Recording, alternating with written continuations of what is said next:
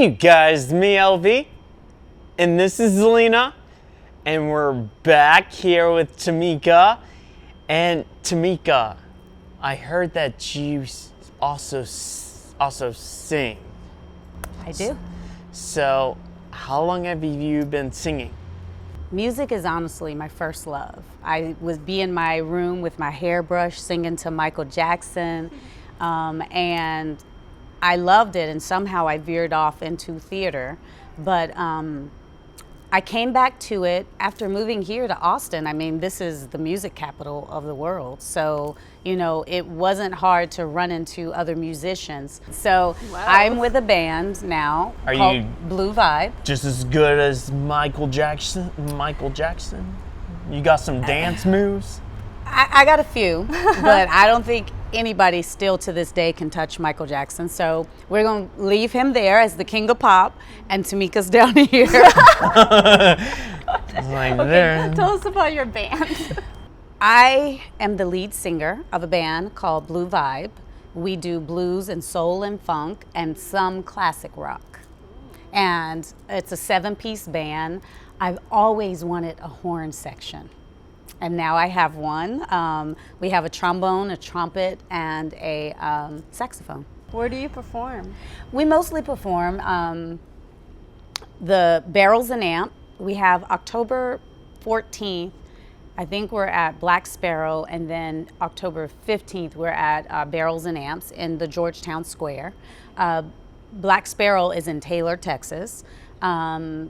I mean, we perform all over Austin, but mostly it's like at the Red Poppy Festival and stuff like that. How did you find Taylor? Well, Black Sparrow, it used to be in town, but then right before the pandemic, she moved out to Taylor. And it's a really cool, like if you ever care to venture out there, it's in the little downtown area. She has a record shop in the back. It's very cool. Have you ever auditioned for American Idol? Not American Idol, because I'm out of the age range for American Idol. But I have auditioned you do for look The so Voice. young. So I know, but once they get to the paperwork, they'll be like, get this lady out of here.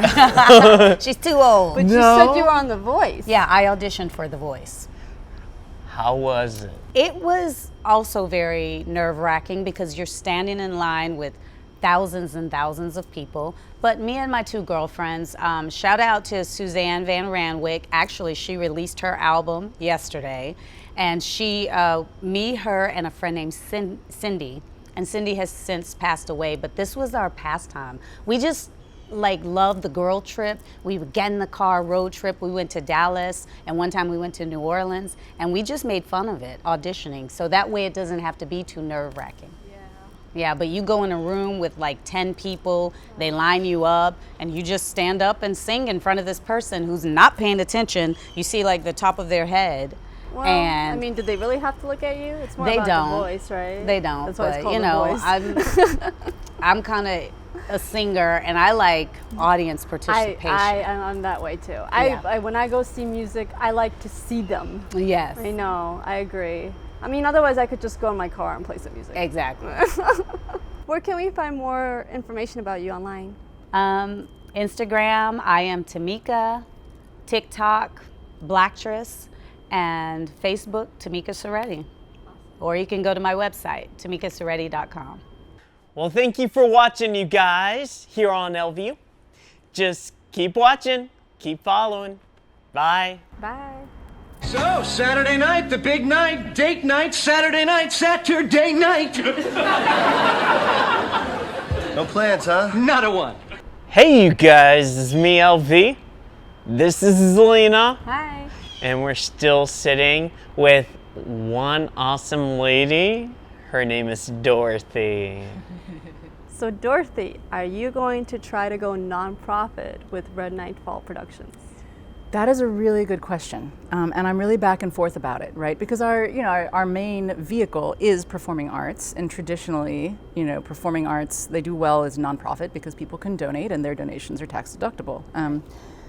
On the other hand, I mean that it is a very time-intensive process to become nonprofit. You have to have a board, you have to have bylaws. There's all of that, and it's definitely a wonderful thing. You know, on the other hand, so I started as just out as an LLC. On the other hand, there are a lot of, I mean, most production companies that produce film, and you know, if you think more of a Broadway style mode of production, right, those are for-profit ventures as well. And I'm a little bit intrigued by the idea that giving opportunities to artists who haven't had the access, the idea that that could be financially successful, that that could be profitable, that that is a good and important thing that we can do, and can it also exist in a for-profit model? Do you have any advice, anything inspirational for other ballerinas? Yeah, absolutely, for dancers and for dancers in general too. I was told, I am not alone. So many people have had this experience, I'm sure. So many artists and people trying to succeed at anything have had this experience, right? That I was told at various places and times in my life that I would not succeed. And I think they were people who were well-meaning. They were definitely well-meaning. And because they were trying to save me, right, from something. And then, save me from difficulty and challenge, like we're talking about. But if you're an artist, if you're a dancer, then you do it because you must. You do it because it's your calling, and your heart and your soul and your body has no choice, is all in. And so one thing that I've really been focusing on recently is admitting to myself what I actually want, artistically and creatively, because I think a lot of times we take our dreams and then we look at the world as it is and we just try to average those things, you know, and find some kind of middle path, which, and you have to, that is wise, you do have to do those things, and it's, you have to live, right? But it's a series of successive iterations. How can you get one step closer in every position that you take and every job that you take, one step closer to spending your life doing what you actually want creatively, and not find something that's a close second best and then think that's okay. I have been focusing on really realizing what I want creatively and artistically. And I think that it's important to keep track of that, you know, because life will get distracting and other things will happen, but I think that and allow it to change, right? Your desires will change. But to be honest with yourself about what those actually are is important. And I think that for so many people as well, like, and I'll say this too, is that for myself, I struggled with thinking that I was worthy to have what I wanted, to do what I wanted, right? I think that's a real struggle that so many people face, which kind of that brings me to the second thing which pops to mind when I think about advice for young dancers or artists, or not so young dancers and artists, right? For everyone, right? Yeah. Is to pay close attention to your mental health, right? Is to do that work, to dig into your psyche, to dig into whatever it is that you need to do, because the mental game and the emotional game is just as big as the physical game.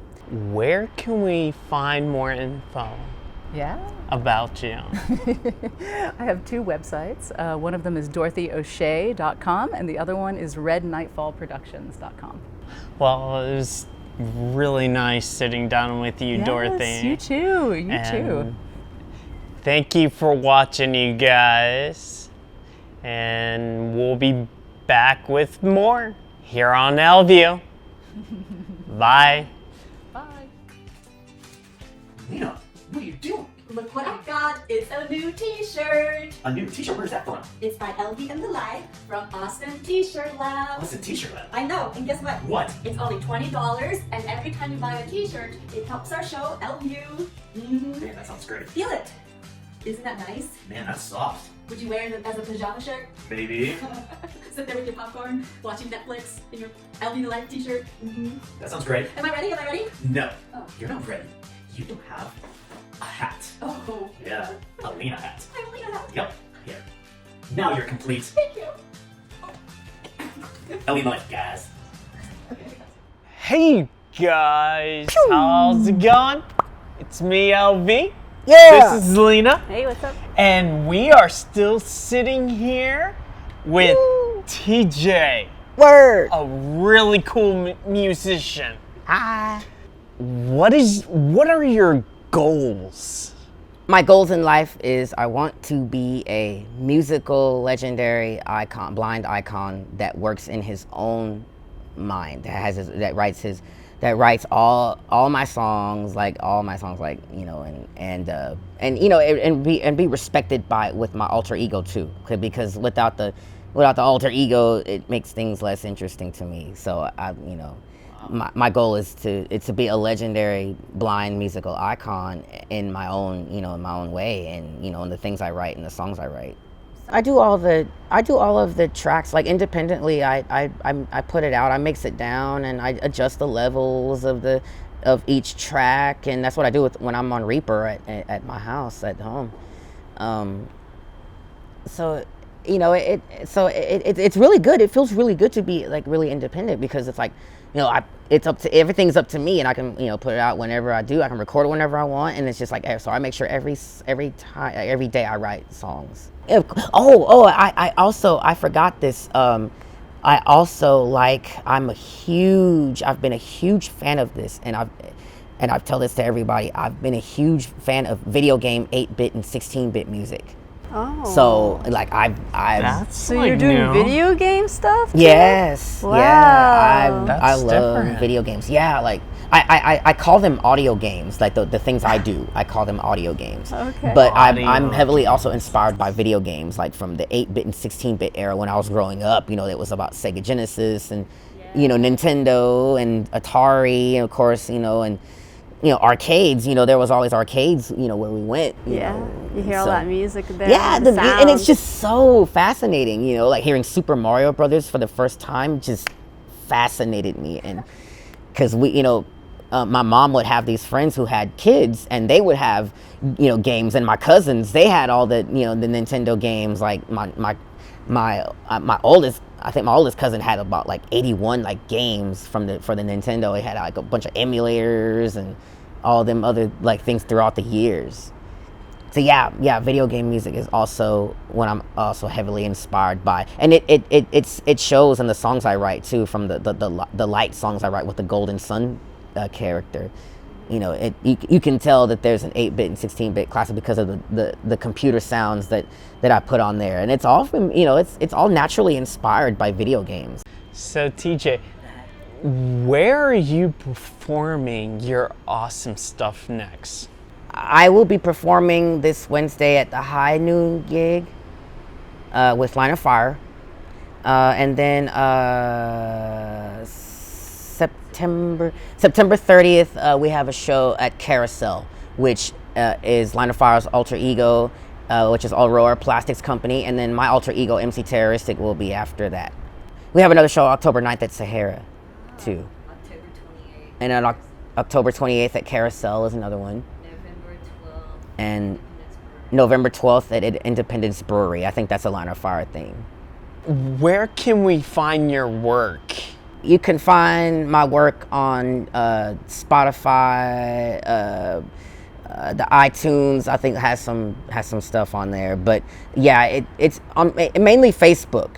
If you could find me on my work, like on Facebook. We have those live streams Monday and Friday, which is Line of Fire Live from the Living Room on Monday, and then on Friday is the Ann's Freaky 15, which is also a Line of Fire performance. Thank you for watching, you guys. Thank you for sitting with us and watching. Just keep watching, keep liking, keep following. Follow. Here on LView. Living the life. In the life. Love Bye. Bye.